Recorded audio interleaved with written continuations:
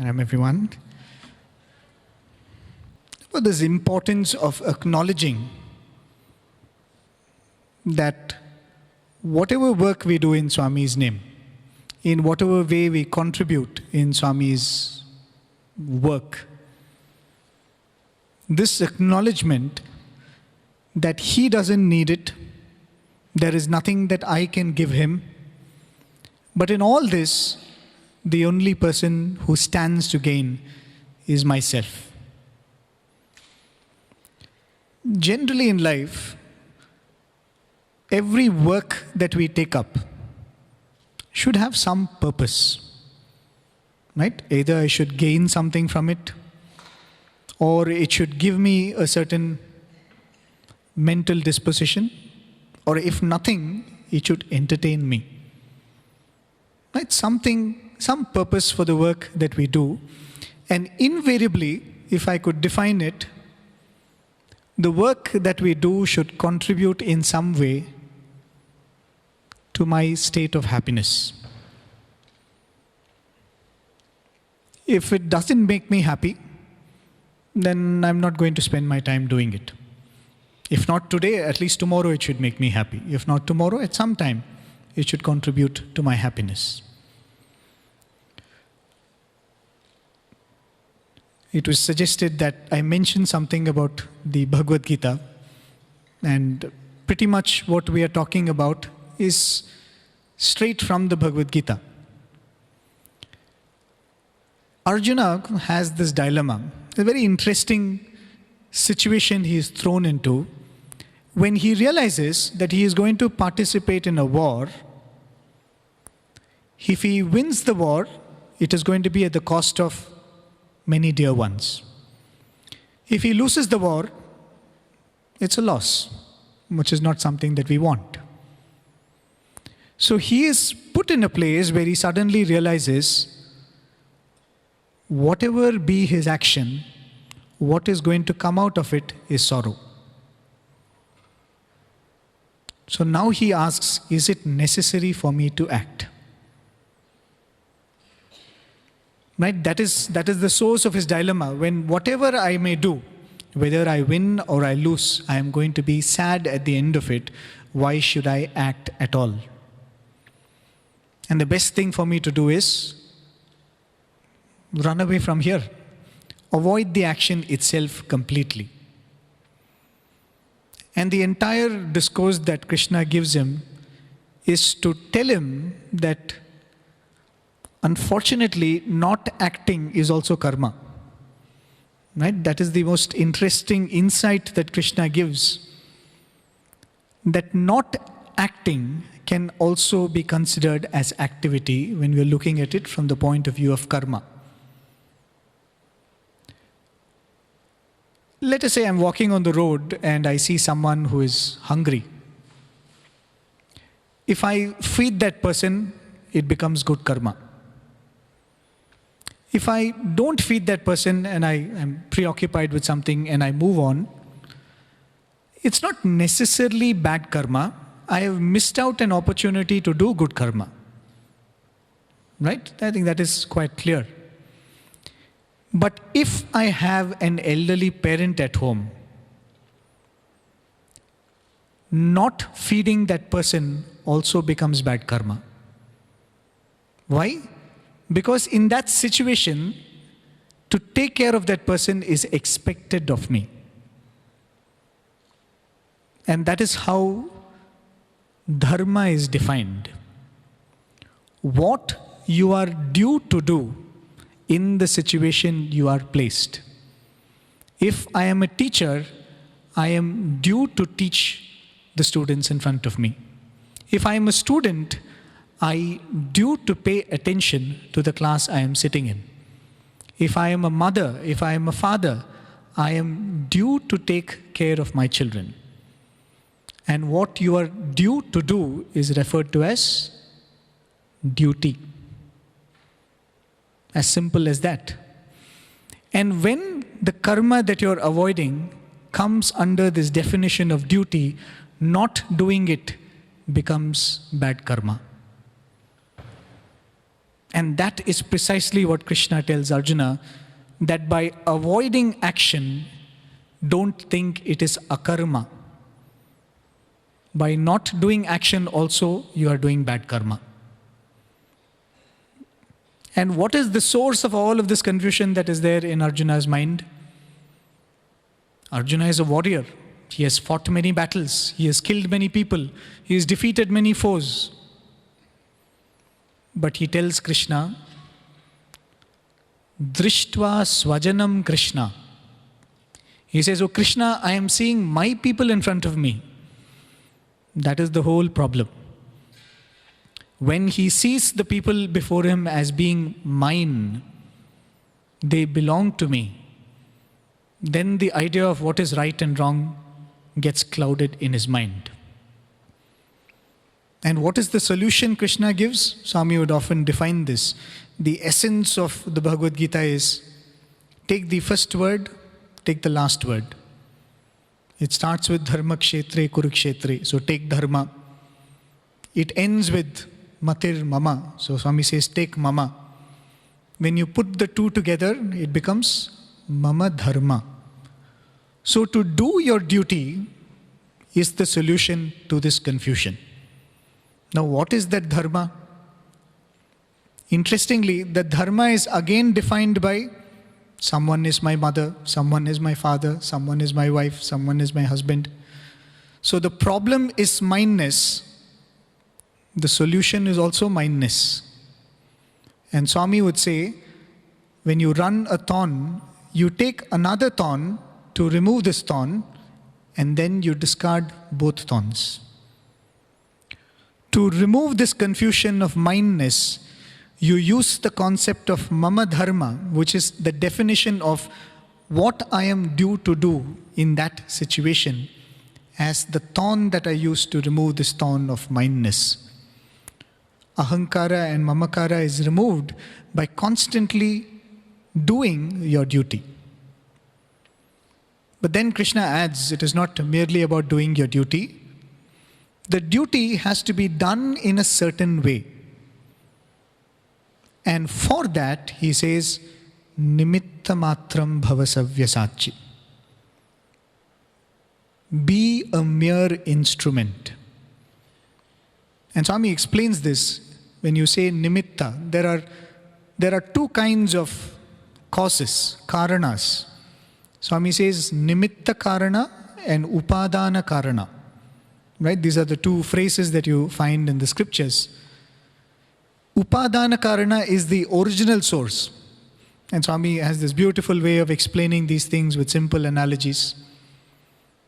Swami says, one day you get a letter. There is good news in the letter. Right? Let's say you've got a job that you've been applying for.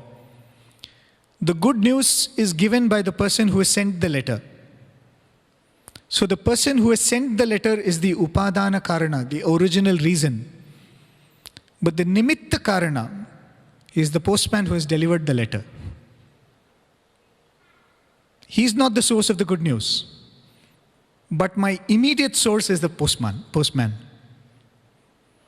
Though the source is somewhere else, the one who's delivering it to me is different.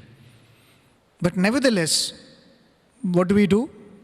If it's a very good news, we will hug the postman and thank him. Of course, nowadays, I don't think we have that opportunity. I'm telling about when Swami gave that example, where the telegrams used to be delivered.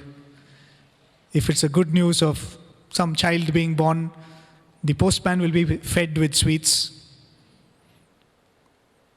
So Swami would say that just like how the postman is merely a nimitta karana, if you go about doing your duty as merely a nimitta, an instrument, then you will be performing the duty that you're supposed to do, not being attached to the people to whom you're performing the duty, and you will be moving forward. The best example you can think of that is just picturize yourself walking from here to there.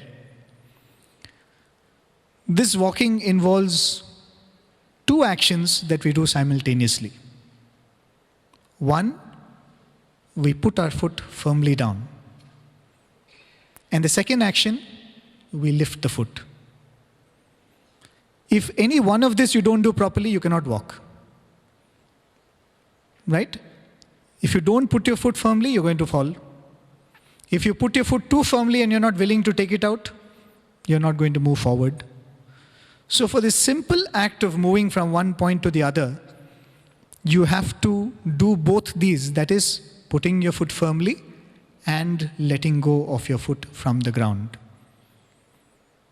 Swami says, similarly, when we have to progress in this life, what we do, we have to do with absolute involvement, and the very next moment, we should be ready to let go. Just like how we walk, one step is put firmly, the other step is taken away. And for this, Swami says, this attitude that I am merely a nimitta, I am merely an instrument.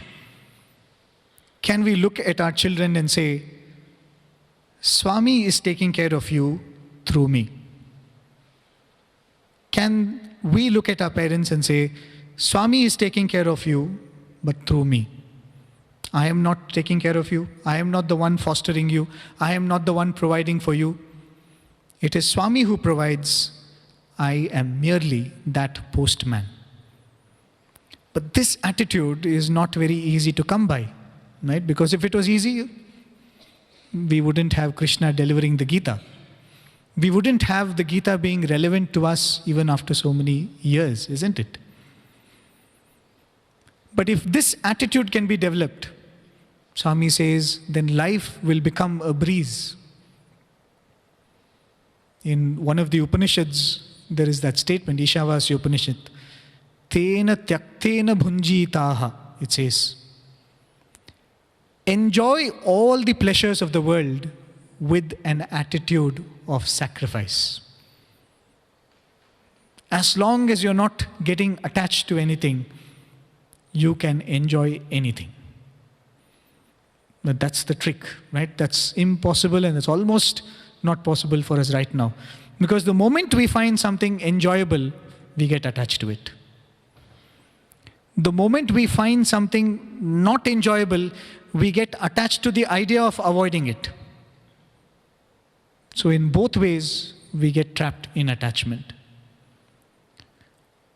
So if there is a place where we can learn this idea or this concept of being a nimitta and slowly transplant that idea into every activity that we do in life, then we might make that progress.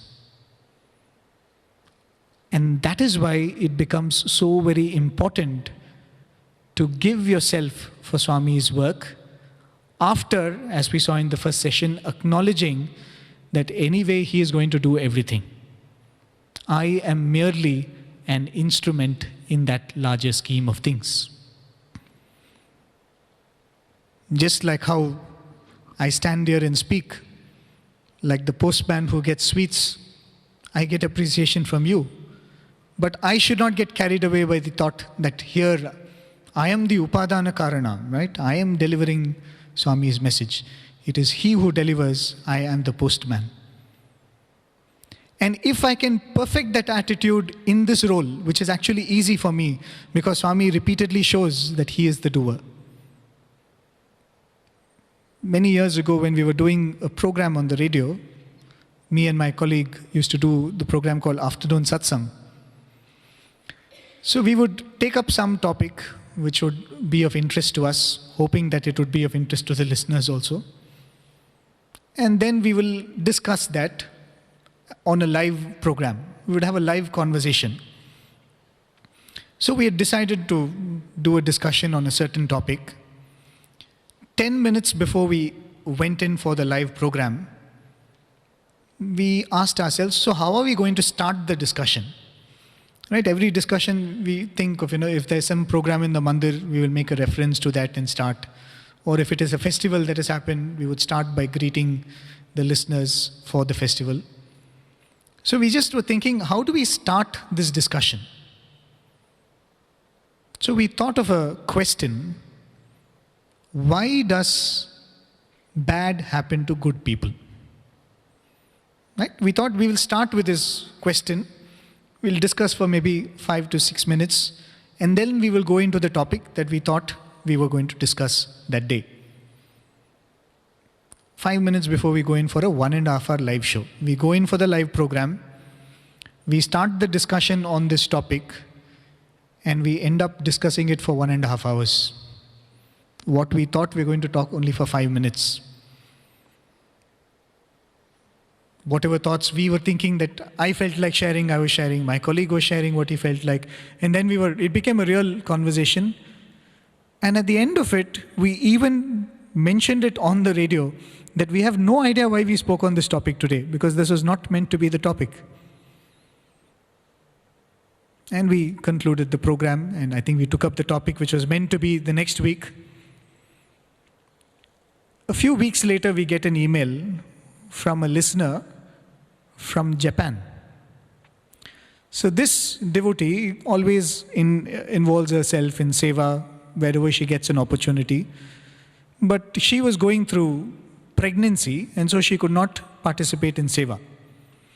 So she told herself, the only seva I am going to do is, whatever programs I listen on Radio Sai, I am going to forward it to people. So she said, this is the seva I am going to do. So she was happy doing that, though admitted in the hospital, she was doing that. And she was writing this email to us saying that this is what I'm doing. I sent your last satsang to a friend whom I know. It turned out that this person, for some petty crime, got arrested and was in a prison. And imagine this lady sitting somewhere in some corner in Japan. She replies to this lady saying, one full day, my mind was bogged by this thought. Why does bad happen to good people? And then you send me this link.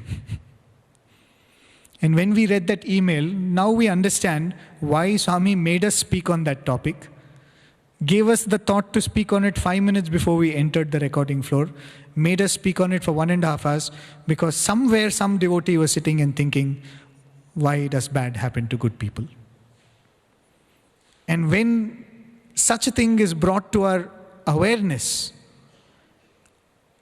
is it possible to stand and think that I am the one who is giving the message, or we are the one who are discussing Swami's message? So when we do Swami's work, I think repeatedly he will be giving us this understanding that the work is not happening because of us, it's happening in spite of us. If there is any obstacle to that work, I think it is only us. And in spite of us, Swami is able to do it.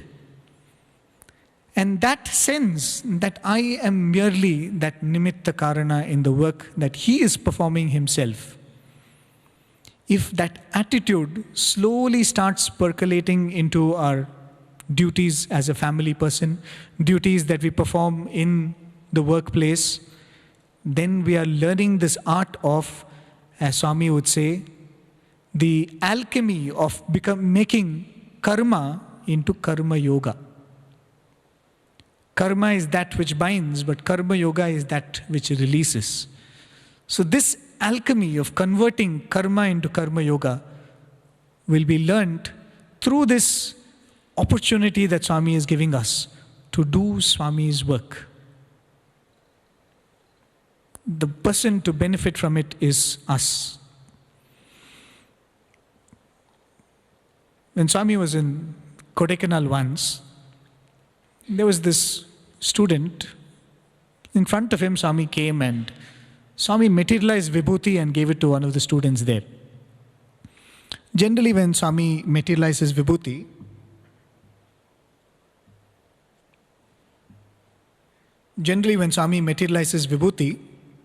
we all would have seen that sight of somebody will immediately go up and offer some handkerchief to Swami for him to wipe his hand. So Swami materializes vibhuti. One of the students gets up and offers a handkerchief to Swami. Swami wipes his hand, gives it back to him, and looks at this other student who is sitting beside him, and Swami asks him, "You don't have handkerchief to give Swami?" And this boy said, "No, Swami, I don't have." And Swami says, "Okay," and goes away. The next day again comes in front of the same boy, materializes vibhuti and gives it to someone. And then Swami again looks at him, "You don't have handkerchief?" And slowly it occurs to him that Swami is telling him, "Can't you have handkerchief?" So then this boy says, "No, Swami, I don't have." Then Swami says, "Okay." And Swami goes a few steps and turns back. And Swami says, "I will give you a handkerchief. You keep it with you. And when Swami asks, you can give." So he says, "Okay, Swami." So Swami goes inside to his room and brings a bunch of the handkerchiefs that he has for himself, gives it to the boy and says, "When I ask, you can give." So now this boy is prepared with one handkerchief. And he's thinking, tomorrow when Swami comes and materializes vibhuti, I'm going to even give the handkerchief. Swami comes the next day, stands in front of him, doesn't materialize vibhuti this time. Swami had that habit of wiping his mouth with his sleeve, right? In some of the darshan videos we would have seen. Swami just wipe his mouth with his sleeve. And whenever Swami would do that, one of the students will offer a handkerchief to Swami. So Swami comes in front of him and wipes his mouth like that. This boy is still sitting because he's waiting for vibhuti. And Swami looks at this boy and says, "Bad boy. Handkerchief deta hai, fir bhi nahi deta hai. Handkerchief diya, fir bhi nahi deta hai. I gave you a handkerchief, still you're not giving." And this boy is protesting in his mind, "Swami, but you didn't ask for it." Because Swami said, when Swami asks, you can give, right? So he's thinking in his mind, "But Swami, you didn't ask for it." Then he thinks about it and then he says, "Okay, maybe Swami was saying that when he indicates that he needs a handkerchief, you have to give him one." So he said, "Next day, I'm going to be ready." Again, Swami comes, stands in front of him, and in the most obvious of the gestures, Swami wipes his mouth. And this boy gets up and gives a handkerchief. And with a relief, Swami says, "Good boy." Right? Swami says, "Good boy." Then Swami wipes his mouth and gives him the handkerchief back. And this boy puts it in his pocket. When he puts it in his pocket, he finds it's heavier than a handkerchief should be. And when he sees in the folds of the handkerchief is a beautiful watch. And reflecting on this episode, he says, "See, Swami is love. We are so insensitive that we don't even know that we have to offer him service. He comes, he teaches us how to offer him service. He gives us the wherewithal to offer that service. He gives us the opportunity to offer that service. And finally, when this dull head realizes that this is how I should serve him, and when we serve, he rewards us for that service. So patiently, so lovingly, he is training us to do his work, because in that lies the secret to our redemption. This thought that I am merely an instrument of the Lord. And that is why all the stories that I was telling you was this constant reminder that I am a doctor, but he doesn't need me. I am a teacher, but he doesn't need me. I am a speaker, but he doesn't need me. There were days sometimes in Prasanthi Nilayam, in the mandir, when there would be nobody in the bhajan hall. There were times when Swami would be attending bhajans. There would be one person singing, one person playing the kanjira, and that's all there was. And one person offering aarti. So the person who is playing kanjira has to go and ring the bell. This person will give aarti. At one point, they were so understaffed that they did not have even somebody to go and ring the bell. So they were wondering, one person is giving aarti, the person who is singing aarti has to sing aarti, but there's nobody to ring the bell. So he's like, should I ring the bell? Should I sing the aarti? And Swami looks at him and Swami says, "You sit." And then the bell starts ringing by itself. He does not need even a person to ring that bell. But the opportunity is being given so that through that opportunity, we can learn to be an instrument of the Lord. But what is it to be the instrument of the Lord, right? If we are doing seva in Swami's name, if we are going out and serving the needy in his name, how should that opportunity be approached? It was a time when Swami was sending the students for a gram seva, right? In one of the villages nearby, Swami was sending them for a gram seva. And Swami had made all the arrangements. The boys would go in a bus. And I think it was going over a period of time. So they were actually, I think, repairing one of the roads to that village or something like that, right? Swami comes up to the students one day in the mandir, and Swami says, tomorrow when you all go for gram seva, I will come with you. Swami says, I will come in the bus. Oh, those students were very excited. Wow, what a chance. Swami is going to travel with us in the bus. And then Swami says, when I come with you in the bus, I will show you how I do my miracles. Right? Imagine that. What a temptation Swami is holding. When I come in the bus with you, I will demonstrate to you, I will show you how I perform my miracles. The students were extremely excited. You can imagine, none of them would have slept that night, waiting for that opportunity the next day. So they all start, the car starts, the bus follows, and at one point Swami stops and gets into the bus. And then Swami is talking to all the students, and they're all wondering, when is that going to start? Has Swami forgotten it? Will Swami keep his word? And then suddenly Swami says, hey, I told you yesterday, I will show you how I do my miracles. How I materialize. So Swami told, see, there are three ways to produce an object. One way is the process of production. You take raw materials, you put it through a series of steps, and then you have a finished product, like how it happens in the factory. Swami said that is one way of producing. The second way of producing is, if you become a very spiritually evolved person, you can collect some siddhis, some powers, right? Some supernatural and superhuman powers. And with that, you can even materialize objects. Swami said that is not the best way, because it is like using up money, right? You save a lot of money, the more you use it, it depletes. Swami said, but mine is not like that. Mine is the third method. And what is that? Swami said, I think it happens. I think it happens. There is no gap between sankalpa and the manifestation. And then Swami said, shall I show you? And Swami put out his hand.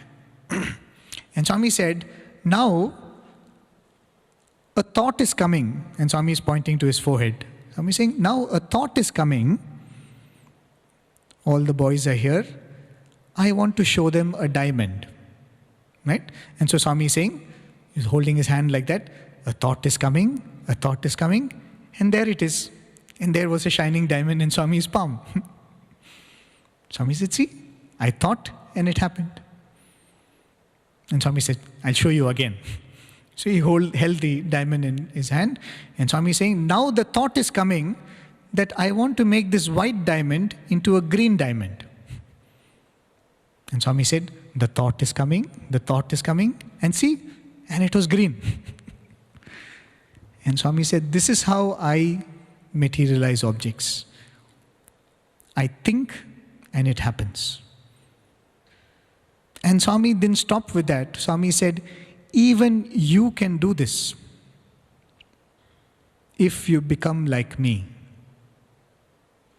And what does that mean? Swami said, from the time this body touched this earth, not even one selfish thought has crossed this mind. And this power that you just saw is the manifestation of that purity. Swami didn't say this is a divine ability. Swami didn't say this is the powers of the avatar. Swami said, because there is not even a single selfish thought in this mind, not even one selfish thought has crossed this mind ever since this body was taken. And this is the power of that purity. So we may perform seva or service in any way. We may do it with the resources that we have. We may think that I am giving what I have earned. It is a good starting point, but the real seva that Swami wants us to do, as Swami said, is like this, where what we give is an expression of not merely what we have, but our purity. There was this student of Swami who had finished his education and he was waiting for an opportunity to serve Swami. So he was staying in Prasanthi Nilayam and he was hoping that Swami will give him a job. A young boy, very, very energetic. He wanted to do a lot of work, but Swami was not giving him the opportunity. So 1 month goes by, 2 months goes by, 3 months. Swami doesn't give him a work. Swami doesn't give him any activity. And he's sitting there and groups after groups are coming. Youth groups are coming and saying, Swami, we did this seva. Swami, we did this medical camp. We did that. So that is making him even more restless. Swami, I have so much energy, but you're not giving me an opportunity to serve. So this thought was always in his mind. One day he was walking back to his room very late in the night, maybe 11:30 in the night. He was walking through the Samadhi road in Prasanthi Nilayam. Right? For those of you who've been there, Swami's parents' Samadhi is there, right? So he was walking down that road, where in the corner he found that all people had dumped garbage in the turning of that Samadhi road. And he thought to himself, Swami, in your name, people are doing seva in different parts of the world. But right here in Puttaparthi, right before your parents' Samadhi, there is so much filth and nobody has cleaned it. How unfortunate this is. So he thinks in his mind that tomorrow I am going to go inside the ashram and tell the maintenance people that they should come and clear this. He takes a few steps and then he says, why will they listen to me? If I go and tell them, why will they listen to what I am asking them to do? So then he thinks in his mind, no, I will not tell the maintenance people. I will go and tell my friends that come, let us clear this place as our offering to Swami. He takes a few more steps. Then he thinks, what if they don't listen to me? What if they dismiss me off? Then he thinks to himself, I will do it myself. It's okay, this is not big work, I can do it myself. So as he was walking back home, in his mind, he was actually listing out the tasks that have to be done. So he said, I have to clear that garbage. I have to dig a small, sewage sort of a thing, drainage sort of a thing. Then he said, I'm going to paint that wall and I'm going to put a notice there, please don't throw garbage here. Right? He had mentally made all the list of tasks that he has to do. 11:30 in the night. Next morning, he is going for Nagar Sankirtan at around 5 o'clock. Coming through the same road, the garbage is cleared, the drainage is made, the wall is painted, and the notice is there, don't throw garbage here. Exactly how he had planned in his mind. He was wondering, my God, how did this happen? I've been in Parthi for so long, such efficiency doesn't belong to us, right? He said, how did this happen? And he was so thrilled by this whole thing happening. He goes back after Nagar Sankirtan and breakfast. He goes and sits in the mandir. Swami comes around giving darshan and stops a few people before him. And Swami starts talking to one of the professors who is there. So this boy is not paying attention because Swami is talking to someone else. He's just sitting there and having Swami's darshan. All of a sudden, he hears Swami make this statement. Swami says, some boys think that Swami is making them simply sit. Right? Some boys think that Swami is making them simply sit and not giving them any work. The moment he heard that, he realized, oh, okay, this is for me. So he started paying attention. And then Swami said, see, they do not understand that I want them to work the way Swami works. They should do work the way Swami works. And how does Swami work? Swami repeated the same thing. I think and it happens. I think and it happens. So what Swami was essentially saying is, yes, take up activity in Swami's name. But the perfection of that Swami's work is not in execution, but in becoming Swami-like. In becoming that purity that he embodied. So when we are performing that work which he doesn't need us to do, when we are performing that work which he doesn't require to be done, are we able to purify ourselves in the process? The whole idea is that. And what does that purification essentially mean? It is nothing but giving up that sense of doership, isn't it? Giving up that idea that I am doing this. I am giving this. One of the most beautiful stories I love narrating again and again is this episode that happened with a group of youth who would come back to Swami every now and then, and they would tell Swami, we have done this particular Gram Seva in this place. We did this medical camp. And whenever they would come and tell Swami that they've done some work, Swami will be very happy. Swami will be delighted. So they realized that if you want to make Swami happy, you should do more work. So they would go back, do more seva, come and tell Swami. And Swami will be happy. They were happy. So then they realized that, if you tell Swami, Swami is happy. If you show it in the form of pictures, so they started taking photos of the seva they were doing. And Swami was very happy to see that, oh, it's so nice. This person has happened. This you have done, that you've done.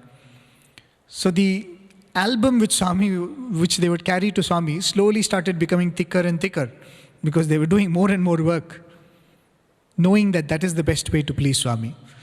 So at one point they say that they had this huge album, they put it on Swami's lap and they were showing all the activities they've done. And they were explaining to Swami, Swami, we did this dental camp in this place. We did this eye camp in this place.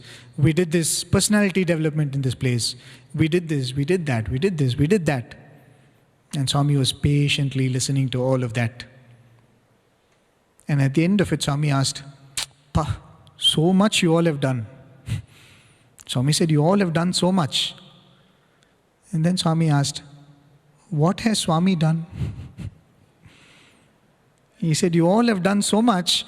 What has Swami done?" And then the absurdity of what they were telling Swami occurred to them. They said, "Swami, we have not done anything. You have done all this. We were merely your instruments."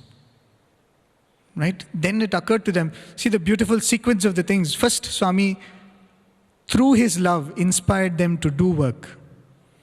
Through his love, inspired them to do more work. And slowly, Swami switches that understanding that you are not doing it, I am doing it through you. And thereafter, whenever they would write a report, they made it a point to write, Swami did a medical camp in such and such a place through us.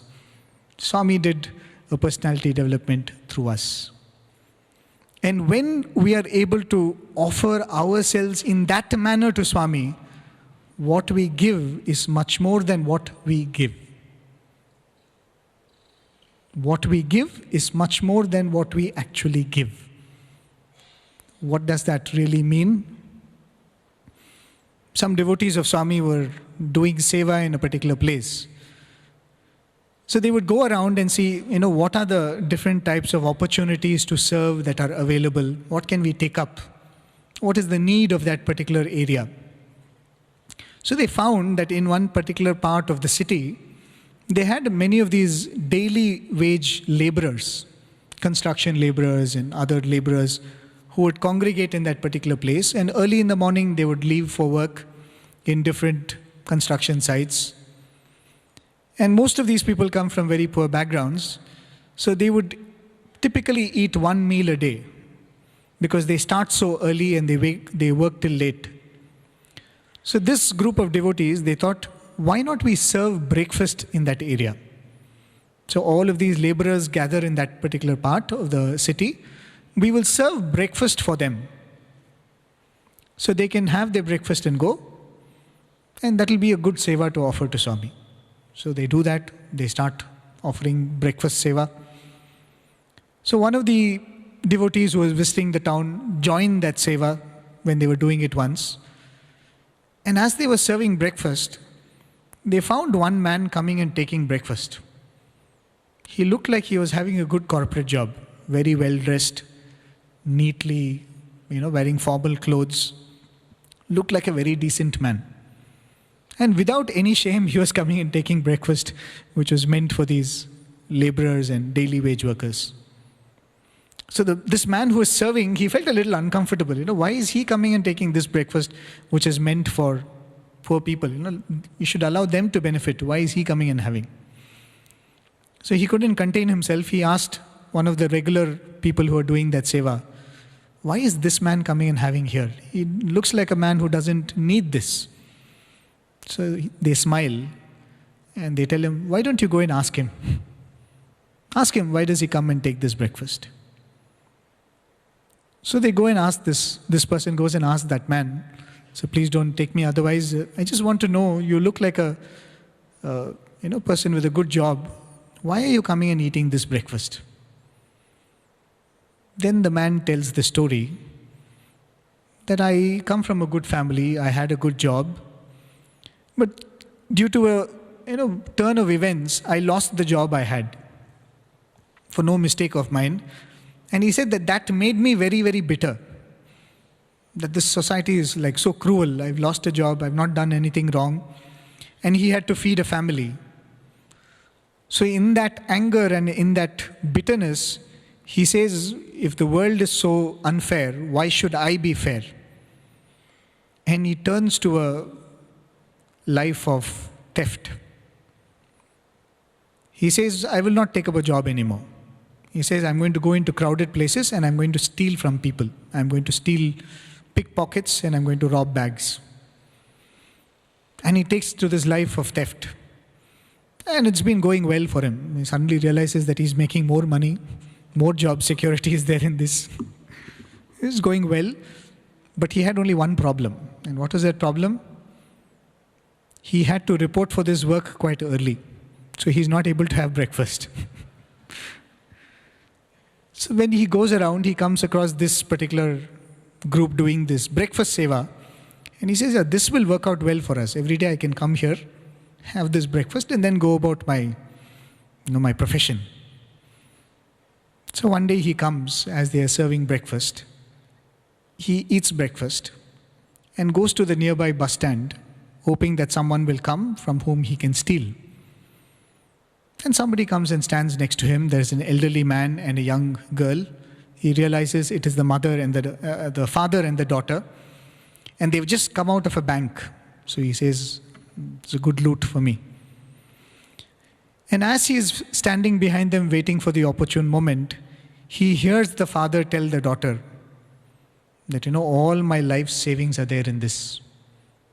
And if I get you married, my responsibilities are over. And I've been planning for this day for so many years. The moment he hears this, he doesn't have the heart to steal from that old man. He says, my God, it's not the right thing to do. He's a poor man after all. I cannot take away his money. So he decides to move away from there, goes to another place, and there again he's trying to steal. He hears some conversation like this, doesn't have the heart to steal. Goes to another place, he's trying to steal from someone and he thinks, what if they also have some sob story like this? Doesn't have the heart to steal. And goes from one place to the other, not being able to steal like he's always stolen till now. Goes back home empty-handed that day. And then he starts thinking, what did I do differently that my mind has changed? What did I do that I've not done all these days that such thoughts are coming to my mind? And he remembers the only thing that he did was eat breakfast in that Swami's devotees performing seva. So he says, tomorrow I will go and check it out again. So again he goes, eats breakfast there, and spends the entire day not being able to steal from another person. He says slowly he changes his ways. He decides to take up a job which was paying him much lesser than his previous job and this profession that he had, taken up. But he says, no, I have to lead a good life. And that man says that this is my story. So even now, I continue to come and take breakfast from here so that my mind does not change. When a devotee, out of that purity of intention, out of that feeling that I am merely nimitta matram, he is the giver, I am the dispenser. With that attitude, when we go and do seva in Swami's name, we do not give breakfast, we do not give sandwiches, we do not give medicines. We are giving an opportunity for that person to move closer to the divinity within, isn't it? We are inspiring goodness in that person in a way we will not know. If we are lucky, we might come to know like a story like this. So to be perfect as an instrument does not lie in the perfection of the activity. To be perfect instruments does not lie in the perfection of execution, does not lie in perfection of planning, but it lies in the purity of the heart, isn't it? There was this young boy who comes from a very devout Christian family. As he goes through his education in a college, he gets drawn by the idea of communism, right, which was very rampant at that point in time when he was studying. And he gets involved in a lot of violence, which a small group of that people of that ideology start doing. Right? We have the Naxal movement in India. It's very, very rampant. Now, hopefully it is coming down. So this boy gets embroiled in that. Communism is a very, very pure thought. Swami would often say that in his discourses, that the idea of socialism and communism come from that pure thought that everyone should have enough. But then it gets contorted and gets distorted. So this boy, drawn by the idealism of that philosophy, gets embroiled into all of this, gets drawn into violence. And while performing an act of violence, of, I think, blowing up some place, he gets arrested. So here he was, a mere 17, 18-year-old boy, caught up in this life of crime and arrested and put in a prison. And after he's put in this solitary confinement, he starts thinking, what have I done with my life? Is this what it was all meant to be? What have I done? And he says that for months together, he has not slept. Because his mind is full of all of these doubts and questions and the anger against society, the anger against himself. And you can imagine the state of mind that young boy must have been, a 17-year-old boy. One day it so happens that devotees of that area, Swami's devotees of that area, decide to go to that prison to do bhajans and distribute prasadam. So this boy is in his solitary cell. First of all, he has not got sleep. On top of it, his mental state is like that. And he's wondering, who are these people who are coming and banging and singing and yelling at the top of their voice? Right? He gets so irritated with the whole thing. That sound of bhajan, somehow it irritates him because of the state of mind he's in. When you are very unhappy, seeing another person happy is the worst thing that can happen to you, right? You get really restless when you see a person's life going on smoothly. It's not in a bad way. It affects us. Like, why am I not able to find peace? Why is my life not being straight and easy? So it's almost like that. Imagine if you're in a state of mind like that and people are happily smiling and singing bhajans. It's like the last thing that boy wants to hear. So he's like really irritated. At the end of it, they come around giving prasadam and they're distributing oranges. So an old man comes and offers him an orange. And this boy is in the peak of his irritation. He takes the orange. As the old man turns, he throws it at him as hard as he can. And it hits him very hardly on his head. Right? He just took out all his frustration by hitting that man with that orange. And the next thing he sees is this old man turns with such compassion in his eyes and smiles and walks away. And he said, nothing had affected me as much as that sympathy and compassion in that man's eyes and his smile. And I was wondering, why is he not angry? I have literally attacked him. He should be angry with me. He should have shouted back at me. But instead, he smiled. And he had love in his eyes. And he said that triggered a series of thoughts in his mind. And as I said, he was brought up in a devout Catholic family. He says for the first time in so many years, he actually sits down and prays. He prays the way his mother had taught him to pray. And the only thing he prays for is, he says, God, if you are there, if you are listening, he says, give me sleep. He says, I've not slept for months, give me sleep. And that night, he sleeps like a baby.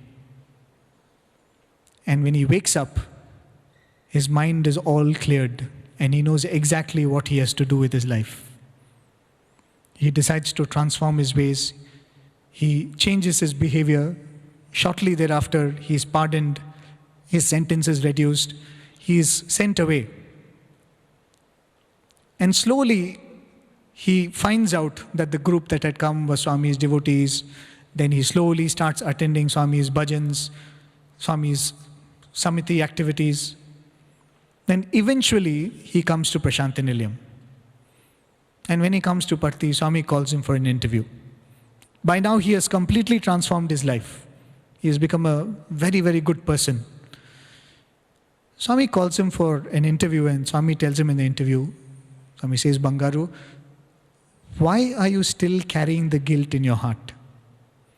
Right? Because even though he had transformed, the violence that he had been party to made him so guilty that he was still thinking that I've hurt people, I've harmed people.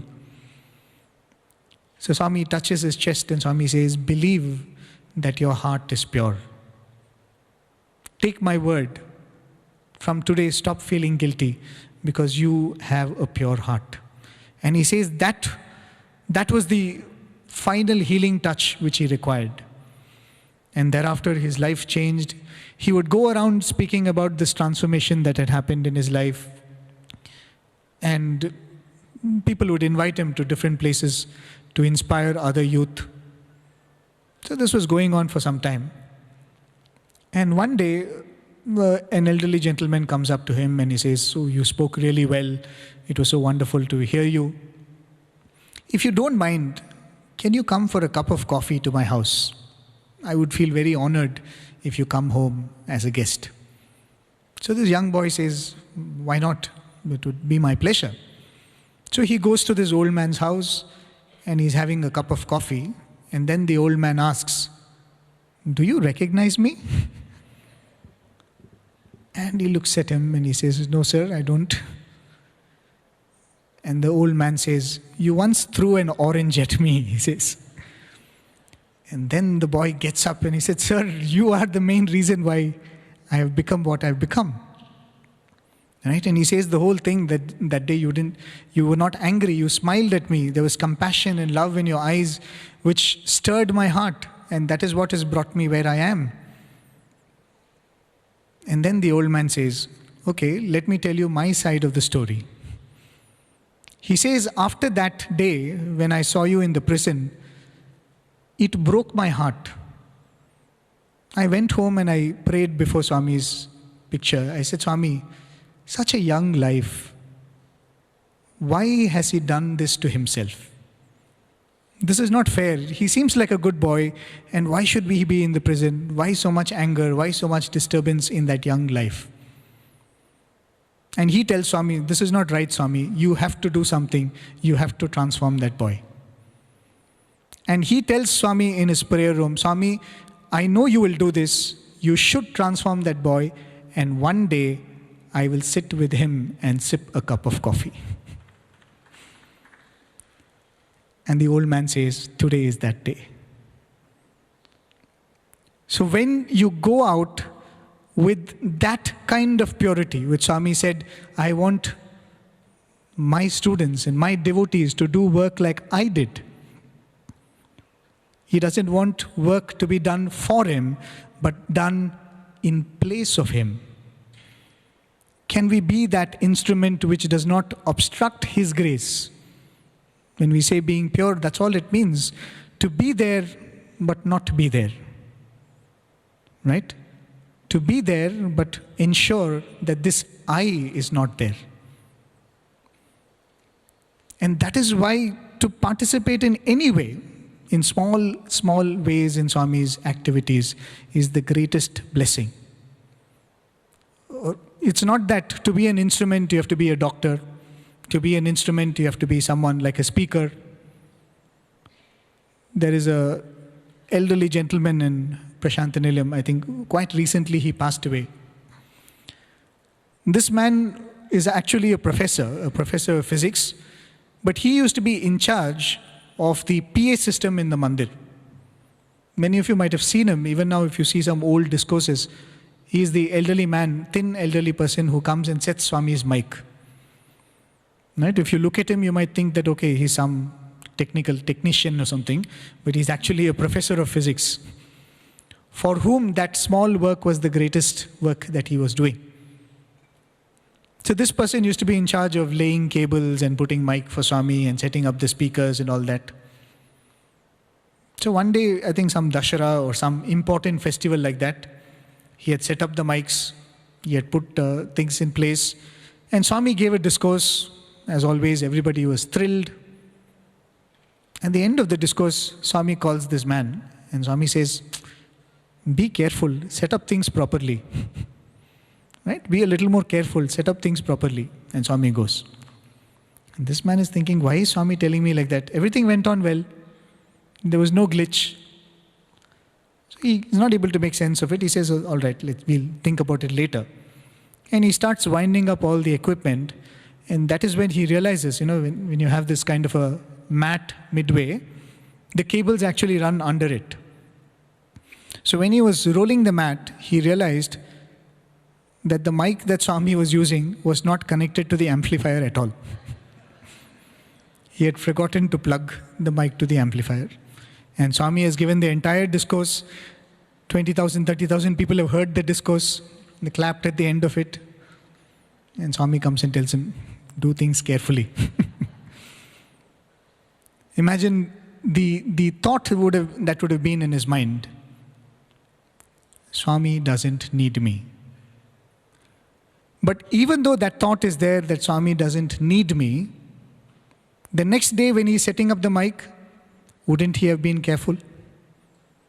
Right? So that thought that Swami doesn't need me and the thought that I have to do things as sincerely as I can coexist and must coexist. So when I take up a work in Swami's name, I always say this, a lot of people come and ask, so do you prepare, do you put notes? I think yesterday also someone came and asked me, do you write notes? There are any number of times when you speak, you know that the words are not yours.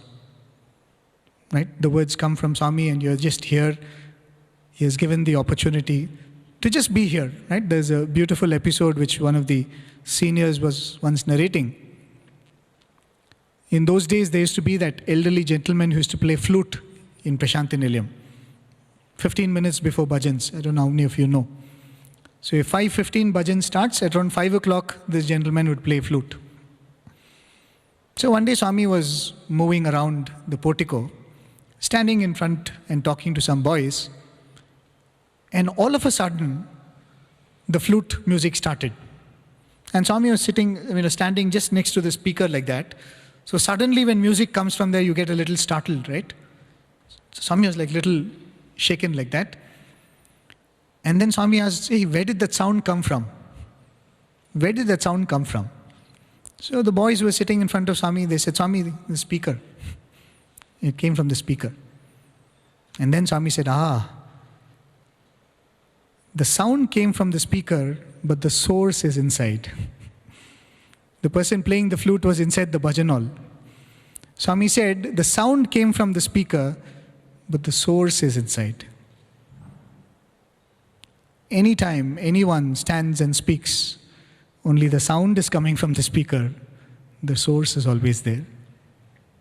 Right? So even though as a person doing that role, if I come here and say, okay, this is what I am doing, I'm just merely an instrument. We often say this during our broadcasts in the radio. We say we have a mixer, we have a computer, we have a table, we have a chair, and we have us. We are also part of the equipment because the only speaker is Him. So even though we have the idea that we are only instruments, we are only part of the equipment, so to say, it doesn't take away from the idea that when I come here in the role of a speaker, I have to do my duty diligently of preparing for it. So am I delivering a good talk because I prepared for it? No. But because I am able to deliver a talk, does that mean I will not prepare for it? No. This also has to be there, that also has to be there. When I do Swami's work, I should do it with a complete involvement, as though everything depends on me, with the awareness that nothing depends on me.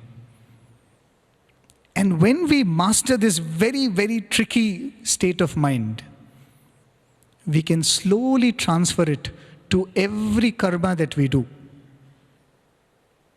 Right?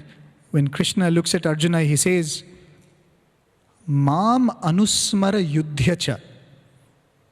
He says, Mam anusmara yudhyacha.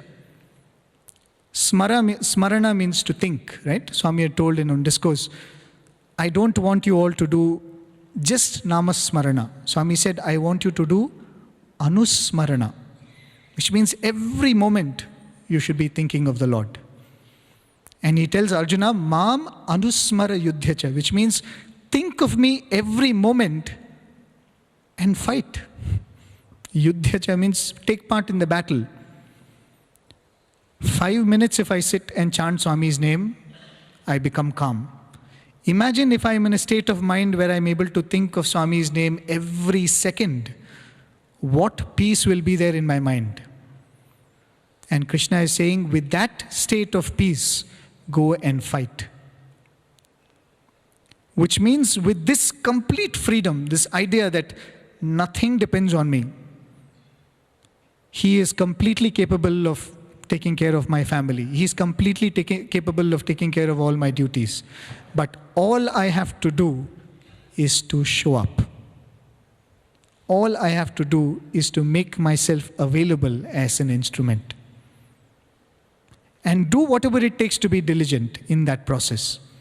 But with the full awareness that He is the one who does. I am the one who after the talk is going to take all your appreciation. Right? It all truly belongs only to Him, isn't it? Whatever work we do, the gratitude to that work belongs to Him. And this is the greatest opportunity, because Karma Yoga is pinned on that one idea, doing God's work. It is all pinned in that idea. When you say Nimitta Karana, it means that to be able to do work as God's work. And by creating an organization, by creating institutions, it is very easy to convince this mind that this is God's work. It's very easy. When you're setting up the altar, it's so easy to think this is Swami's work, isn't it? It's a little more difficult to think of that when you're doing your laundry. Eventually we should get there. Eventually we should be able to come to that idea that even that is God's work. But now this is an easy way by which the mind can be trained. This is God's work. This is God's work. And slowly, like transplanting a sapling, right? After it has been grown in a controlled circumstance, you transplant it so that it grows to that full plant. This has to be transplanted to every activity that we do. It might be studies, it might be doing work in the kitchen, it might be doing work in the garden, it might be serving our children, serving our parents. That idea, Swami, I am just here. It is your love, it is your grace, it is your care that is reaching that person. I am incidental, I am instrumental. So with these thoughts, I most humbly offer this at Bhagwan's lotus feet.